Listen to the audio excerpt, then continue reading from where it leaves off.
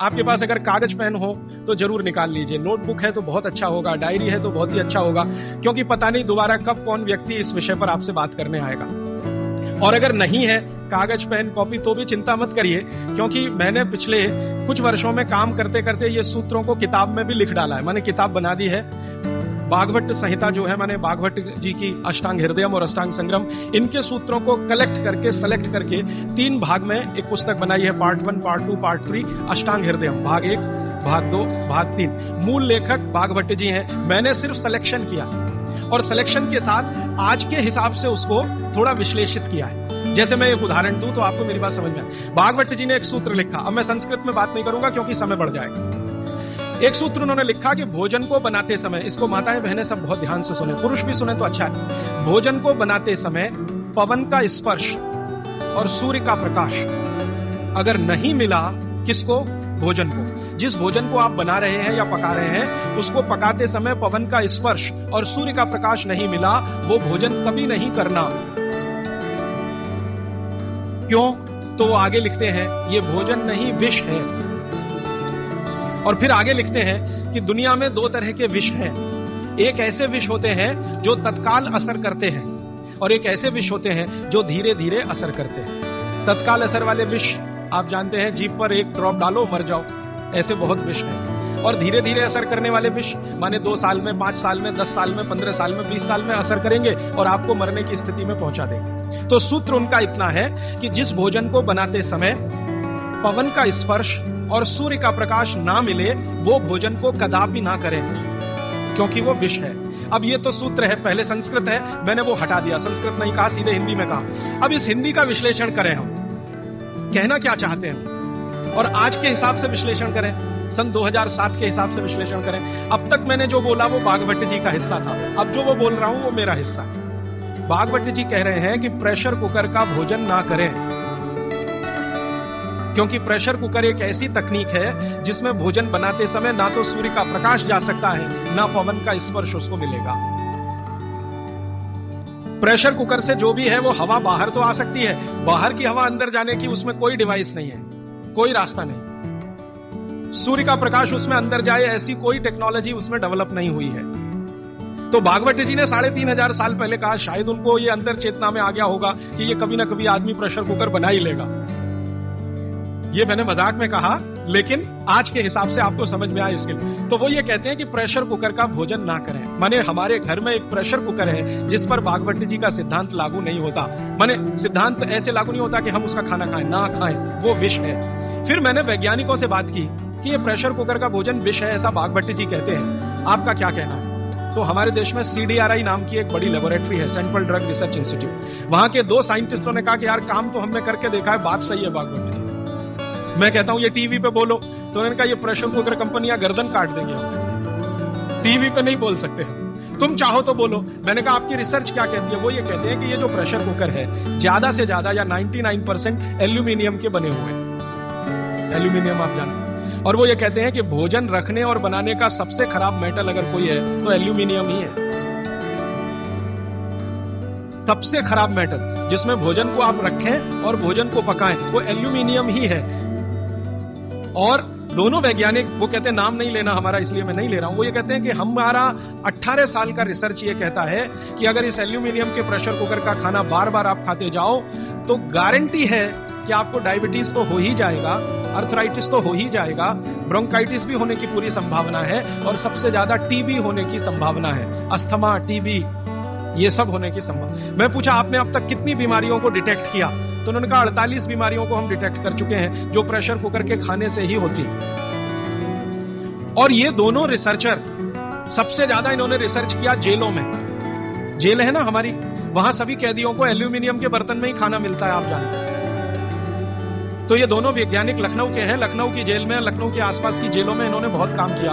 वो जेलों में जाते हैं और जो कैदी एल्यूमिनियम के बर्तनों में खाना खाते हैं उनके ऊपर उन्होंने बहुत काम किया। और उन्होंने कहा सबका जीवन कम होता है और जीवन की शक्ति कम होती है, प्रतिकारक शक्ति कम होती है और रोग बहुत जल्दी उनको आते हैं। बाद में मैंने एक छोटा सा काम इसमें ऐड किया। वो वैज्ञानिकों से रिपोर्ट लेने के बाद मैंने ये तय किया कि पता करो कि ये एल्यूमिनियम कब से आया, क्योंकि ये ज्यादा पुरानी चीज नहीं है। तो पता चला 100-125 साल पहले आया। 100-125 साल पहले अंग्रेजों की सरकार थी। अंग्रेजों की सरकार के वैज्ञानिकों ने एल्यूमिनियम को हिंदुस्तान में इंट्रोड्यूस कराया। और आपको सुनकर हैरानी होगी कि अंग्रेजों की सरकार का जो पहला नोटिफिकेशन आया एल्यूमिनियम के बर्तन बनाने का, वो जेल के कैदियों के लिए ही आया। और उनका यह तय हुआ था कि जेल के कैदियों को एल्यूमिनियम के बर्तनों में ही भोजन दिया जाए, क्योंकि ये सब भारत के क्रांतिकारी हैं और अंग्रेजों को इन्हें मारना है। उस जमाने में आप जानते हैं जेल में कोई भी होता था तो वो क्रांतिकारी होता था। भगत सिंह हो या उधम सिंह चंद्रशेखर हो या अशफाक उल्ला, राजेंद्र नाथ लाहिड़ी हो या ठाकुर रोशन सिंह, ये सब तो क्रांतिकारी थे जो जेलों में जाया करते थे अंग्रेजों के जमाने। इनको जानबूझकर एल्यूमिनियम के बर्तन में ही खाना देना है ताकि ये जल्दी मरे या मरने की स्थिति में आ जाए।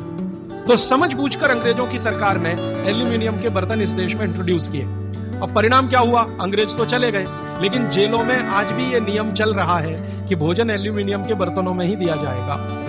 अंग्रेज चले गए, फिर भी ये काम चल रहा है। और अब मुश्किल ये हो गई है कि वो जेलों से हमारे घर में आ गया और हमारे घरों से ज्यादा गरीबों के घर में आ गया। ज्यादा गरीब लोगों के भोजन तो सारे एल्यूमिनियम के बर्तनों में ही बन रहे हैं और वो बेचारे बिना जाने बूझे ट्यूबरकुलोसिस और अस्थमा जैसी बीमारियों के शिकार हो रहे हैं।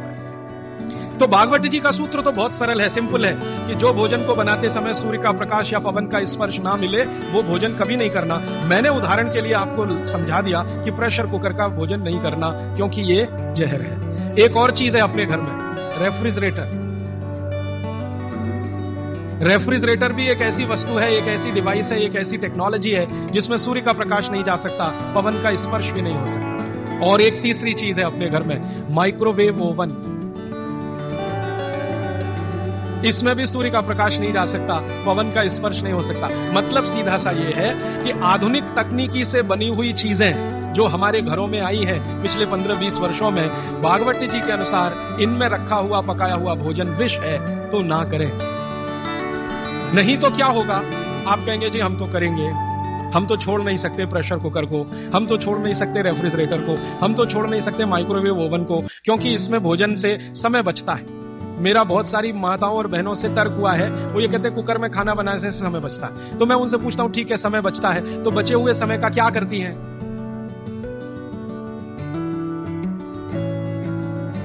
तो ज्यादातर माताओं बहनों का उत्तर है सास भी कभी बहू देखते हैं। इधर प्रेशर कुकर में खाना बना के समय बचा, फिर हमने टीवी के सामने वो समय इन्वेस्ट कर दिया, तो नेट रिजल्ट क्या? और फिर मैं जब उनको समझाता हूं कि ये जो आपने आधा घंटा या 1 घंटा समय बचाया भोजन पकाने में, ये आपका घंटों घंटों हॉस्पिटल में खराब कराएगा। तब 2 घंटे रोज के हिसाब से मान लो बचा लिया और साल भर में आपने 700-800 घंटे बचा लिए, कल्पना करो।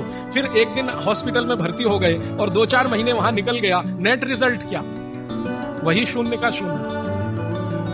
तो ये एक सूत्र है जिस पर मैं आपसे बात कर रहा हूं कि भोजन को बनाते समय, पकाते समय कोई ऐसी वस्तु जहां सूर्य का प्रकाश ना जाता हो, पवन का स्पर्श ना होता हो, वो ना करें। अब इसमें विश्लेषण की जरूरत है।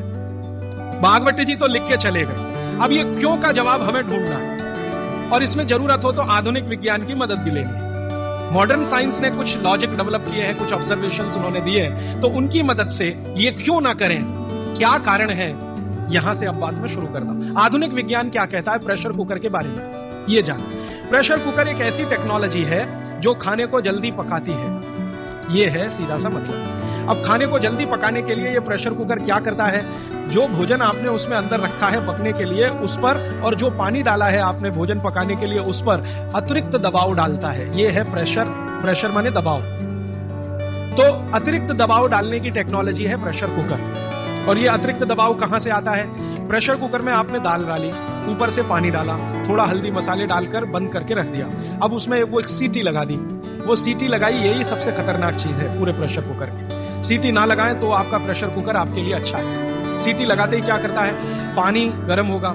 आप जानते हैं पानी गर्म होने से वाष्पीकरण शुरू होता है, वेपराइजेशन शुरू होता है। तो पानी की वाष्प प्रेशर कुकर में चारों तरफ इकट्ठी हुई, वो वाष्प जो है ना वो दबाव डालती है। किस पर? दाल पर, चावल पर, सब्जी पर। ये दबाव डाल के होता क्या है, दाल एक कल्पना करिए, अरहर की दाल, थोड़ी देर के लिए कल्पना, अरहर की दाल के छोटे छोटे टुकड़े, एक दाल को तोड़कर 2 टुकड़े जिसको द्विदल कहते हैं, जैन समाज के लोग तुरंत समझ में आ जाएंगे। द्विदल, चने की दाल, अरहर की दाल, ये सब द्विदल है। इसको तोड़कर आपने दाल बनाई है। अब ये दाल पानी में पड़ी है, नीचे से गर्म और ऊपर से भाप का दबाव, तो ये दाल जो है ना फट जाती है। फटना समझते हैं? वो दरकना शुरू हो जाता है। उसके अंदर के जो मॉलिक्यूल हैं, दाल के अंदर जो अणु हैं, वो अणु एक दूसरे को जो जकड़ कर बैठे हुए हैं, ये पानी का प्रेशर उन अणुओं को तोड़ता है और दाल दरकना शुरू होती है। वो दाल दरक जाती है और पानी इतना गर्म होता है तो उबल जाती है, पकती नहीं है, उबलती है। पकना और उबलने में अंतर है। तो उबल जाती है और दरक जाती है। आप खोलते हैं 5 मिनट बाद आपको लगता है दाल पक गई है। पक नहीं गई है, वो थोड़ी सॉफ्ट हो गई है, नरम हो गई है, क्योंकि नीचे से गर्मी पड़ी, ऊपर से प्रेशर पड़ा वाष्प का, वो पकी नहीं है, उबल गई है और उसका सॉफ्टनेस बढ़ गई है। तो आपने खा लिया तो आपने कहा पकी हुई दाल खा ली। माफ करिए, दाल पकी हुई नहीं है। फिर आप बोलेंगे जी पकी हुई दाल और इस दाल में क्या अंतर है? पकी हुई दाल का आयुर्वेद में एक सिद्धांत है। आयुर्वेद में वैसे सभी सिद्धांत हैं, उसमें से एक मैं आपसे बता रहा हूं। आयुर्वेद चिकित्सा ये कहती है कि जिस वस्तु को खेत में पकने में जितना ज्यादा समय लगता है, जिस वस्तु को पकने में खेत में जितना ज्यादा समय लगता है, भोजन रूप में पकने में भी उसको ज्यादा समय लगता है। अब अरहर की दाल की बात करें, आप में से थोड़ा भी गांव से जुड़ा हुआ कोई व्यक्ति होगा तो आप जानते हैं अरहर की दाल को खेत में पकने में कम से कम 7 से 8 महीने लगता है। कम से कम 7 से 8 महीना लगता है। क्यों? अरहर की दाल में जो कुछ भी है, जिसको आप न्यूट्रिएंट के रूप में जानते हैं, माइक्रो न्यूट्रिएंट के रूप में जानते हैं, सूक्ष्म पोषक तत्व के रूप में जानते हैं, वो मिट्टी से दाल तक आने में सबसे ज्यादा समय लगता है। ये जो मिट्टी है ना खेत की, ये माइक्रो न्यूट्रिएंट्स का खजाना है। खेत की मिट्टी में कैल्शियम है, खेत की मिट्टी में आयरन है, खेत की मिट्टी में सिलिकॉन है, कोबाल्ट है, जिप्टन है, जोरोन है, ये सब माइक्रो न्यूट्रिएंट्स खेत की मिट्टी में है। ये पौधे की जड़ में आते हैं, जड़ से तने में आते हैं, तने से फल में आते हैं। इस पूरी क्रिया में बहुत समय लगता है, तो इसलिए दाल को पकने में समय लगता है। तो आयुर्वेद ये कहता है कि जिस दाल को खेत में पकने में ज्यादा समय लगा, उसको घर में भी पकने में ज्यादा समय लगना चाहिए। क्यों?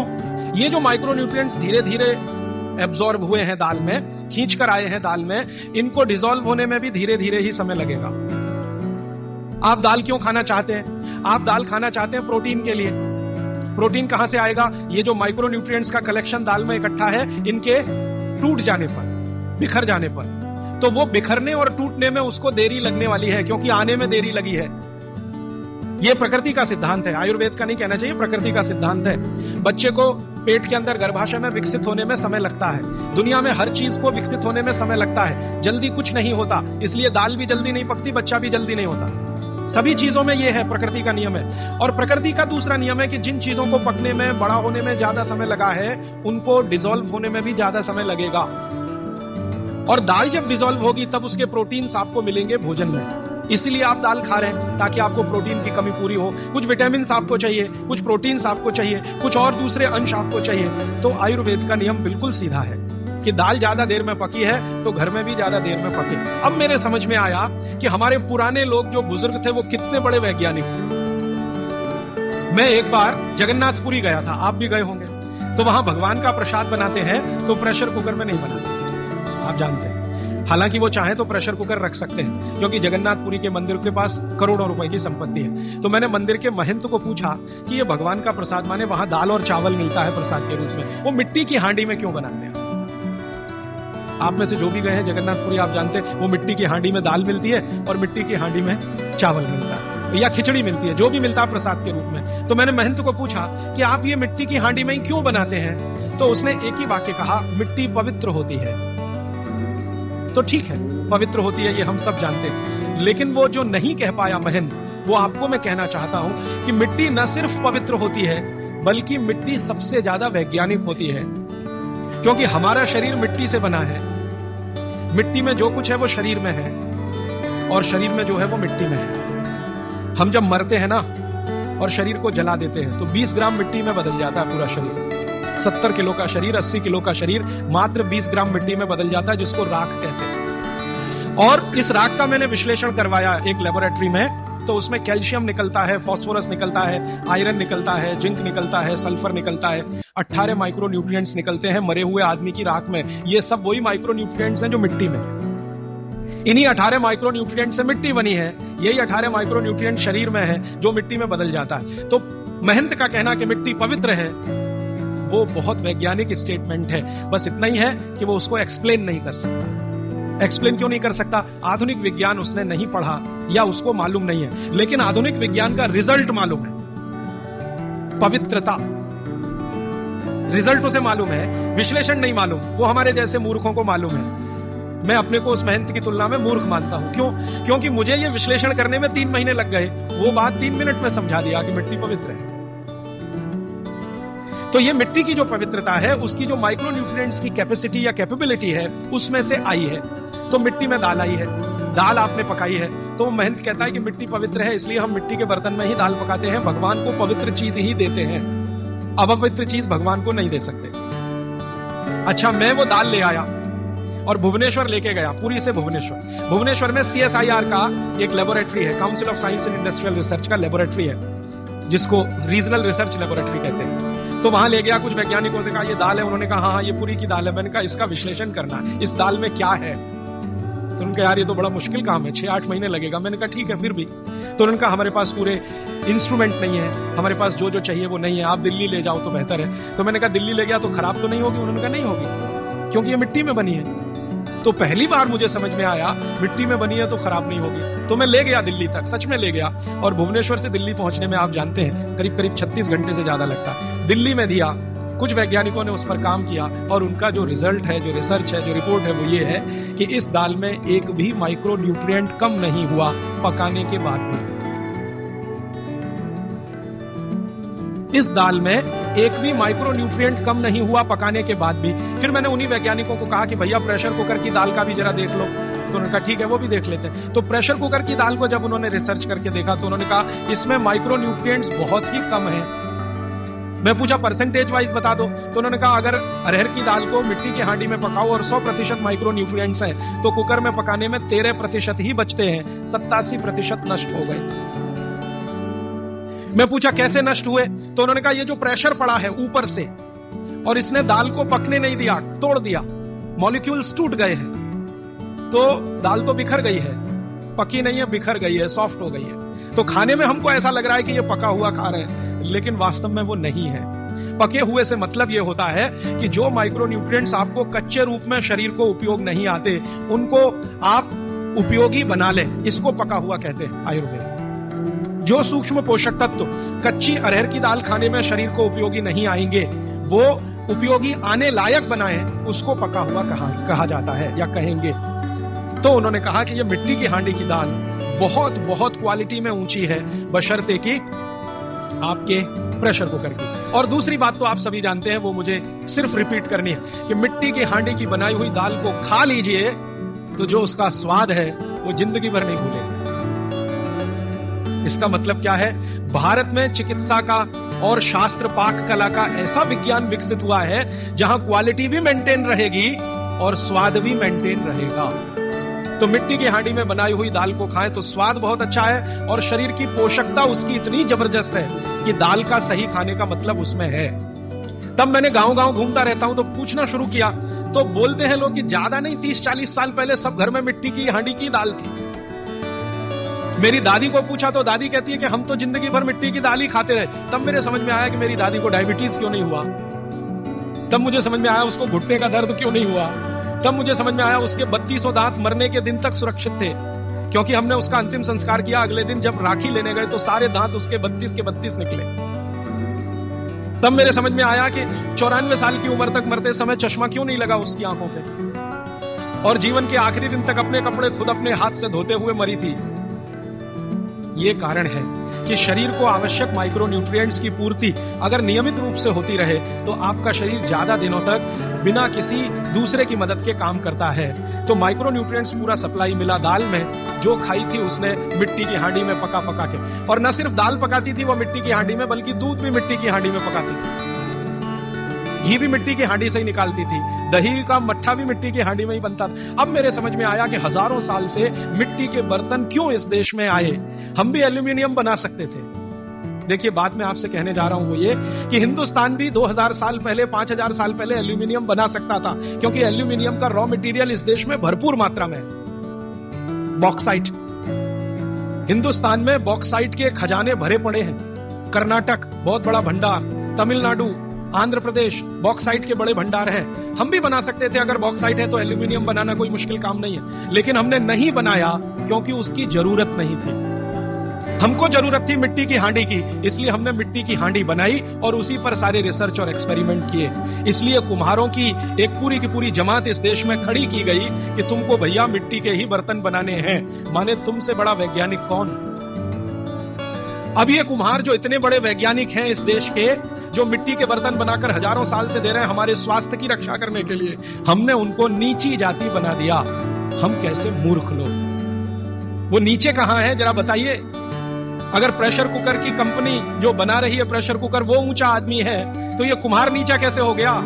ये ऊंचा नीचा हमने डाल दिया इस देश में, इसी ने देश का सत्यानाश कर दिया। ये ऊंचा नीचा कुछ तो अंग्रेजों ने डाला, कुछ अंग्रेजों के पहले जो मुसलमान थे उन्होंने डाला, और कुछ अंग्रेज और मुसलमानों के जाने के बाद हम काले अंग्रेजों ने इसको ऐसा पक्का बना दिया कि कुम्हार इस देश में बैकवर्ड क्लास है। जो सबसे बड़ा वैज्ञानिक काम कर रहा है, मिट्टी के बर्तन बना बनाकर आपके माइक्रो न्यूट्रिएंट्स को, आपके सूक्ष्म पोषक तत्वों को कम नहीं होने देने के लिए मिट्टी का सिलेक्शन करता है। आपको मालूम है हर एक मिट्टी से बर्तन नहीं बनते। एक खास तरह की मिट्टी है वही बर्तन बनाने में काम आती है, और एक खास तरह की मिट्टी है जो हांडी बनाती है, दूसरे खास तरह की मिट्टी इसमें कुल्हड़ बनता है, तीसरे खास तरह की मिट्टी में कुछ और बनता है। ये मिट्टी को पहचानना कि इसमें कैल्शियम ज्यादा, इसमें मैग्नीशियम ज्यादा इसलिए हांडी इससे बनाओ, और इसमें कैल्शियम मैग्नीशियम कम है इसलिए इसका कुल्हड़ बनाओ, ये तो बहुत बहुत बारीक और विज्ञान का काम है। ये सब कुम्हार कर रहे हैं, हजारों साल से कर रहे हैं, बिना किसी यूनिवर्सिटी में पढ़े हुए कर रहे हैं। तो हमें तो वंदन करना चाहिए, उनके सामने नतमस्तक होना चाहिए। कितने महान लोग हैं। दुर्भाग्य से सरकार की कैटेगरी में वो बैकवर्ड क्लास में आ गए। तो ये जो मिट्टी के बर्तन की बात हुई, वो मिट्टी के बर्तन की बात इसलिए कि माइक्रो न्यूट्रिएंट्स का सब कुछ सामान्य रहता, इसलिए हमारे यहाँ एल्यूमिनियम के बर्तन या दूसरे मेटल के बर्तन का चलन कम है। भगवान के लिए तो बनाते नहीं, धातुओं के बर्तन में खाना नहीं बनता, सभी मंदिरों में भोजन और प्रसाद ज्यादातर मिट्टी के। तो आप भी कर लीजिए ये काम, प्रेशर कुकर निकालिए, मिट्टी की हांडी ले आइए। तो आप कहेंगे जी दाल देर में पकेगी, सिद्धांत ही वही है दाल का, तो जो देर में खेत में पकी है वो देर में घर में भी पकेगी। तो आप बोलेंगे फिर टाइम मैनेजमेंट कैसे होगा? मैं आपको सरल बता देता हूं। दाल को हांडी में रख के चढ़ा दीजिए, बाकी सब काम करते रहिए, घंटे डेढ़ घंटे में पक जाएगी। उतार लीजिए, फिर खा लीजिए। घंटे डेढ़ घंटे में आपके झाड़ू पोछा, दूसरे बर्तन साफ करना, कपड़े साफ करना, या जो भी काम करना है, पढ़ना लिखना, बच्चों को पढ़ाना, वो करते रहिए, वो दाल पकती रहेगी। ये है भागवत जी का सूत्र कि ऐसा भोजन नहीं करना जो बनाते समय, पकाते समय सूर्य के प्रकाश से वंचित हो और पवन के स्पर्श से वंचित हो। यह तभी संभव है जब आप खुले बर्तन में खाना बनाएं, तो पवन भी अंदर आए और सूर्य का प्रकाश की किरणें भी अंदर आए खुले बर्तन में, और वो खुला बर्तन सबसे अच्छा मिट्टी का हांडी। आप कहें जी मिट्टी की हांडी के बाद अगर कोई चीज है तो हमारे यहाँ एक मेटल बनता है जिसको आप लोग कहते हैं एलॉय है, कांसा। कांसा आपने सुना है, शायद देखा भी हो किसी के घर। तो दूसरा सबसे अच्छा माना जाता है कांसा, तीसरा सबसे अच्छा माना जाता है पीतल। अब ये कांसे और पीतल में भी हमने काम कर लिया कि अरहर की दाल को कांसे के बर्तन में पकाएं तो उसके सिर्फ 3% माइक्रो न्यूट्रिएंट कम होते हैं, 97% मेंटेन रहते हैं। पीतल के भगोने में पकाएं तो 7% कम होते हैं, 93% बचे रहते हैं। लेकिन प्रेशर कुकर में बनाएं तो सिर्फ 7% बचते हैं, बाकी खत्म होते हैं। अब आप तय कर लीजिए, आपको लाइफ में क्वालिटी चाहिए तो आपको मिट्टी की हांडी की तरफ ही जाना पड़ेगा। क्वालिटी ऑफ लाइफ की अगर बात आप करेंगे, माने जो खा रहे हैं वो पूरे शरीर में पोषकता दे, ये लाइफ की क्वालिटी की बात आप करेंगे तो मिट्टी की हांडी की तरफ ही जाना पड़ेगा। माने भारत की तरफ वापस लौटना पड़ेगा, इंडिया से। अभी हम हैं इंडिया में, जो बनाया अंग्रेजों ने या बना दिया अमरीकियों ने, इस इंडिया से निकल के भारत की यात्रा करनी पड़ेगी। और मैंने पिछले 1-2 वर्षों में ये बातें गांव-गांव में कहना शुरू किया है, तो इसका परिणाम पता है क्या? कि कुम्हारों की इज्जत बढ़ गई है गांव वाले समझते हैं कि ये तो कोई बड़ा काम कर रहे हैं हमारे। और मैं मानता हूं कि मेरे व्याख्यान की अगर कोई सार्थकता है तो वो ये कि कुम्हारों की इज्जत इतनी बढ़ जाए कि वो पंडितों के बराबर आ जाएं, क्योंकि वो किसी से नीचे नहीं है, क्योंकि वो किसी से छोटे नहीं है। भले वो मिट्टी के बर्तन बना रहे हैं, बहुत वैज्ञानिक काम वो कर रहे हैं। और मजे की बात कि वो हांडी बना के आपको 20-25 रुपए में ही दे रहे हैं, प्रेशर कुकर तो 250-300 रुपए का है। और सबसे मजे की बात कि ये हांडी जब खत्म होगी माने इसकी लाइफ पूरी हो जाएगी तो ये हांडी फिर मिट्टी में मिल जाएगी और फिर वही मिट्टी से हांडी बन जाएगी। दुनिया में ऐसी कोई वस्तु नहीं है। प्रेशर कुकर के बारे में तो नहीं कह सकते, बायोडिग्रेडेबल है। तो आप कोशिश करें अपने घर में थोड़ा परिवर्तन करें। अब मैं आखिरी बात जो आज की कह रहा हूं वो ये, मैंने पिछले 2 वर्षों में मैं होम्योपैथी की भी चिकित्सा करता हूं, तो बहुत सारे पेशेंट मुझे फोन करते हैं, राजीव भाई ये। तो मैंने कुछ पेशेंट को खास कर कहा कि देखो भैया, आपको मैं कोई दवा नहीं दूंगा। तो कहने लगे फिर बीमारी कैसे ठीक होगी? मैंने कहा एक ही काम करो, मिट्टी की दाल खाना शुरू करो, मिट्टी की हांडी में रखी हुई दाल खाना शुरू करो। चावल खाना है तो मिट्टी की हांडी का। कहने लगे राजीव भाई कौन करेगा ये सब? मैंने कहा आपकी बीवी करेगी या आप करोगे? अगर जिंदगी चाहिए तो झक मार के आप करोगे, नहीं तो अमेरिका जाओ, कनाडा जाओ, जर्मनी जाओ, लाखों रुपए खर्च करो, फिर भी झक मार के वापस आओ, डॉक्टर कहेगा इलाज नहीं। तो आप देख लो, तो जो गंभीर मरीज है वो आप जानते हैं वो कुछ भी करेंगे जो आप कहें। तो मेरे पास कुछ डायबिटीज के क्रोनिक पेशेंट है, बहुत क्रोनिक, जिनका शुगर यूनिट 480 के ऊपर है। ऐसे 100 से ज्यादा पेशेंट, कुछ गुजरात में है, कुछ राजस्थान में और कुछ बंबई में। मैंने उनको कहा ध्यान से मिट्टी का बर्तन ले आओ और शुरू करो। अब बर्तन लाने में तकलीफ हुई तो कुम्हार को ढूंढना पड़ा, तो लेकिन मिल गया।